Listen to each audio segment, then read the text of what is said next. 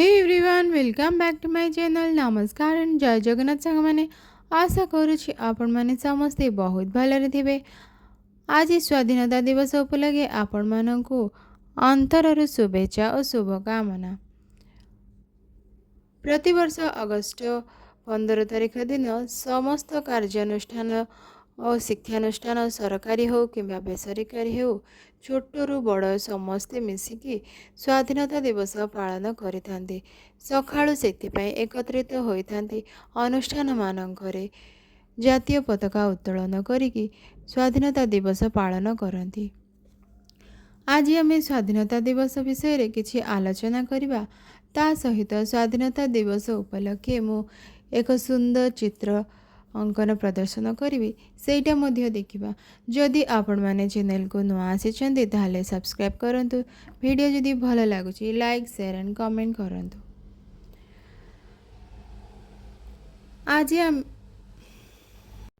आज आमे एठारे एक महान दिन को स्मरण करी ता विषय किछि आलोचना करिबा। प्रतिवर्ष अगस्ट मास 15 तारिख दिन आम पई केवल एक सरकारी छुट्टी नुहे, एहा हेउछि आम देशर गौरव, त्याग, संघर्ष, एकता और स्वाभिमानर दिन। प्रथमे आमे बुझिबा स्वाधीनतार अर्थ कौन। स्वाधीनतार अर्थ केवल विदेशी शासनर मुक्ति नुहे। स्वाधीनतार अर्थ हेउछि निज देशर भविष्यत निजे निर्णय करिबा, निज मत प्रकाश करिबार अधिकार, निज धर्म, भाषा, संस्कृति को सम्मानर सहित बंचाई रखिबा, निज देशर उन्नति पाई निजे दायित्व नेबा। किंतु एहा सहित आउ गोटे कथा मध्य मन रखिबा दरकार। अधिकार सहित कर्तव्य मध्य रहिछि। आमे स्वाधीन देशर नागरिक, तेणु देश प्रति आमर मध्य किछि कर्तव्य रहिछि। भारत काहेकि पराधीन होइथिला से विषय वर्तमान आलोचना करिबा। भारतर इतिहास अत्यंत पुराणा और गौरवमय। आम देशरे विज्ञान, गणित, दर्शन, साहित्य, कला, स्थापत्य और चिकित्सा विज्ञानर अनेक उन्नत परंपरा थिला। किंतु कालक्रमे भारतरे विभिन्न विदेशी शक्तिर प्रभाव बढ़िला। पर ब्रिटिश ईस्ट इंडिया कंपनी व्यवसाय करने नाम भारत को आसिले। धीरे धीरे सेमाने भारतर राजनैतिक व्यवस्था रे हस्तक्षेप कले एवं अनेक अंचल उपरे निजर नियंत्रण स्थापन कले। भारतीय मानक उपरे विभिन्न प्रकारर कर, आर्थिक चाप और अन्याय नीति लागू हैला। आमर कृषक, श्रमिक, कारीगर और साधारण लोक अनेक कष्ट सहुथिले। स्वाधीनता संग्रामर आरंभ विदेशी शासन विरोध रे भारतीय मानकर असंतोष धीरे धीरे बढ़िला। 1857 मसीहा विद्रोह भारतीय स्वाधीनता आंदोलनर इतिहास रे एक बड़ घटना भावे परिचित। एही संग्राम रे मंगल पांडे, रानी लक्ष्मीबाई, बहादुर शाह जफर आदि अनेक व्यक्तिଙ୍କ नाम इतिहास रे स्मरणीय होई रहिছে। एहा परे स्वाधीनता पाई आंदोलन आहुरी शक्तिशाली हैला। महात्मा गांधींकर भूमिका अत्यंत गुरुत्वपूर्ण। भारतर स्वाधीनता आंदोलन रे महात्मा गांधींकर विशेष मुख्य भूमिका रही। से भारतीय मानकु एक नुआ मार्ग देखाइथिले, अहिंसा और सत्याग्रहर मार्ग। गांधीजींको विश्वास थिला जे अन्याय विरोध रे लड़िबा पई सत्य और अहिंसा एक महान शक्ति होई पारे। से लोकमानंकु एकत्रित करिथिले। असहयोग आंदोलन, लवण सत्याग्रह, भारत छड़ा आंदोलन भली आंदोलन भारतीय स्वाधीनता संग्राम को नुआ शक्ति देइथिला। भगत सिंह और अन्य वीरमानंकर संपर्क रे स्वाधीनता संग्राम केवल गोटे व्यक्ति चेष्टार फल नुहे। अनेक वीर निज जीवन को देश पई समर्पित करथिले। भगत सिंह, चंद्रशेखर आजाद, सुभाष चंद्र बोस, रामप्रसाद बिस्मिल एवं असंख्य संग्रामीक त्याग आमे केबे भूली पारिबा नाही। नेताजी सुभाष चंद्र बोस ओडिशार लोकमानंक पई नेताजी सुभाष चंद्र बोस को सहित एक विशेष भावात्मक संपर्क रही। कारण तांकर जन्म कटक रे होइथिला। नेताजी भारतर स्वाधीनता पई एक शक्तिशाली संग्रामर नेतृत्व नैथिले। तांकर आह्वान थिला जे ତୁମେ ମୋତେ ରକ୍ତ ଦିଅ, ମୁଁ ତୁମକୁ ସ୍ୱାଧୀନତା ଦେବି। ଏହି ଆହ୍ୱାନ ଅନେକ ଭାରତୀୟଙ୍କ ମନରେ ଦେଶପ୍ରେମର ଅଗ୍ନି ଜାଗ୍ରତ କରିଥିଲା। ଓଡ଼ିଶାର ସ୍ୱାଧୀନତା ସଂଗ୍ରାମୀମାନଙ୍କ ମଧ୍ୟରେ ସେମାନଙ୍କ ବିଷୟରେ କିଛି ଆଲୋଚନା କରିବା। ସ୍ୱାଧୀନତା ସଂଗ୍ରାମରେ ଓଡ଼ିଶାର ମଧ୍ୟ ଏକ ଗୌରବମୟ ଅବଦାନ ରହିଛି।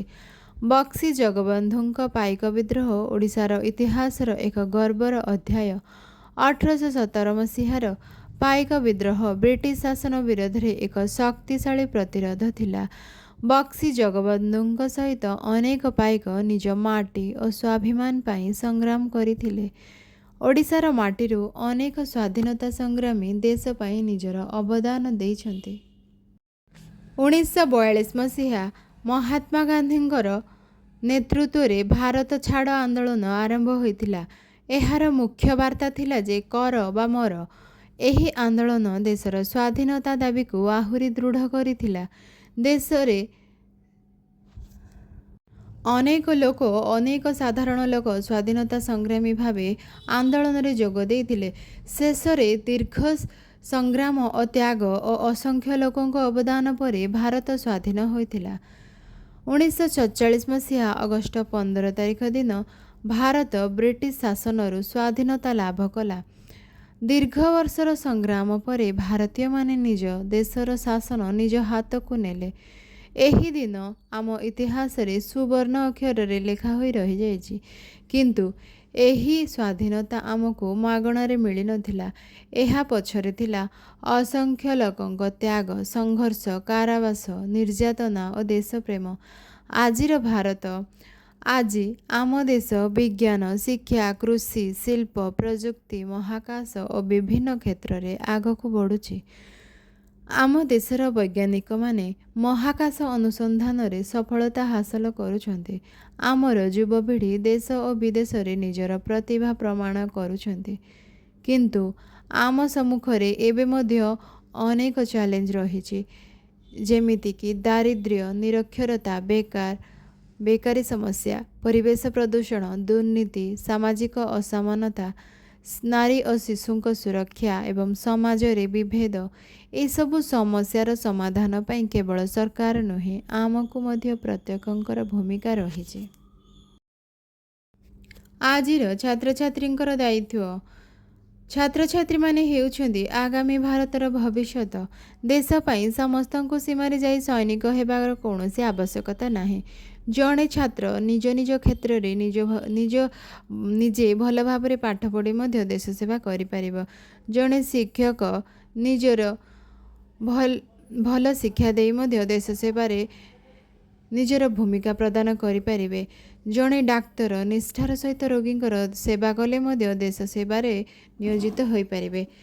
ସେପରି ସମସ୍ତେ ନିଜ ନିଜର ଯେକୌଣସି କର୍ମକ୍ଷେତ୍ରରେ ନିଜେ ଥାଆନ୍ତୁ ନା କାହିଁକି, ସମସ୍ତ କର୍ମକ୍ଷେତ୍ରରେ ସଚ୍ଚୋଟତା ଓ ନିଷ୍ଠାର ସହିତ କର୍ମ କରିବା ଆବଶ୍ୟକ। ସେସବୁ ହିଁ ହେଉଛି ଦେଶର ସେବାର ଏକ ବଡ଼ ରୂପ। ତିରଙ୍ଗାର ମହତ୍ତ୍ୱ। ଆମ ଜାତୀୟ ପତାକା ତିରଙ୍ଗା ଆମ ଦେଶର ଗର୍ବ ଓ ପ୍ରତୀକ। ଏଥିରେ 3ଟି ରଙ୍ଗ କେଶରିଆ, ଧଳା ଓ ସବୁଜ। ମଝିରେ ରହିଛି ନୀଳ ରଙ୍ଗର ଅଶୋକ ଚକ୍ର, ଯେଉଁଥିରେ କି 24ଟି ଅଖ ରହିଛି। ତିରଙ୍ଗା ଯେତେବେଳେ ଆକାଶରେ ଗର୍ବର ସହିତ ଉଡ଼େ, ସେତେବେଳେ ଆମ ମନରେ ମଧ୍ୟ ଦେଶପ୍ରେମର ଭାବନା ଜାଗ୍ରତ ହୁଏ। ତେଣୁ ଜାତୀୟ ପତାକାକୁ ସମ୍ମାନ କରିବା ଆମ ସମସ୍ତଙ୍କର କର୍ତ୍ତବ୍ୟ। ସ୍ୱାଧୀନତା ଦିବସରେ ସମସ୍ତଙ୍କୁ କିଛି ନା କିଛି ସଂକଳ୍ପ ନେବାର ଆବଶ୍ୟକତା ରହିଛି, ଯେମିତିକି ଆମେ ଆମ ଦେଶକୁ ଭଲ ପାଇବା, ଆମ ଦେଶର ଆଇନକୁ ସମ୍ମାନ କରିବା, ପରିବେଶକୁ ସୁରକ୍ଷା କରିବା, ଜାତି, ଧର୍ମ, ଭାଷା ଓ ଅଞ୍ଚଳର ଭେଦଭାବକୁ ଭୁଲି ଏକତାରେ ରହିବା, ନାରୀ ଓ ଶିଶୁଙ୍କ ସମ୍ମାନ କରିବା, ଅନ୍ୟାୟ ଓ ଦୁର୍ନୀତିକୁ ପ୍ରୋତ୍ସାହନ ଦେବା ନାହିଁ। ଏମିତି ଏକ ଭାରତ ଗଢ଼ିବା, ଯେଉଁ ଭାରତକୁ ଦେଖି ଆମର ପୂର୍ବପୁରୁଷମାନଙ୍କର ତ୍ୟାଗ ଗର୍ବିତ ହେବ। ସ୍ୱାଧୀନତା ଦିବସ କେବଳ ଅତୀତକୁ ମନେ ପକାଇବାର ଦିନ ନୁହେଁ, ଏହା ବର୍ତ୍ତମାନକୁ ବୁଝିବା ଏବଂ ଭବିଷ୍ୟତକୁ ଗଢ଼ିବାର ଦିନ। ଯେଉଁ ବୀରମାନେ ଆମକୁ ସ୍ୱାଧୀନତା ଦେଇଗଲେ, ସେମାନଙ୍କ ତ୍ୟାଗକୁ ସମ୍ମାନ କରିବାର ସବୁଠାରୁ ବଡ଼ ଉପାୟ ହେଉଛି ଆମେ ନିଜ ଦେଶକୁ ଭଲ ପାଇବା, ନିଜ କର୍ତ୍ତବ୍ୟ ପାଳନ କରିବା ଏବଂ ଆହୁରି ଭାରତକୁ ଅଧିକ ଶକ୍ତିଶାଳୀ ସୁନ୍ଦର ଉନ୍ନତ ଦେଶରେ ପରିଣତ କରିବା। ସମସ୍ତେ ଏକତ୍ରିତ ହୋଇ କହିବା ଯେ ମୋ ଦେଶ ମୋର ଗର୍ବ, ମୋର ତିରଙ୍ଗା ମୋର ସମ୍ମାନ, ମୋର ଭାରତ ମୋର ପରିଚୟ। ବନ୍ଦେ ମାତରମ୍। ଜୟ ହିନ୍ଦ, ଜୟ ଭାରତ।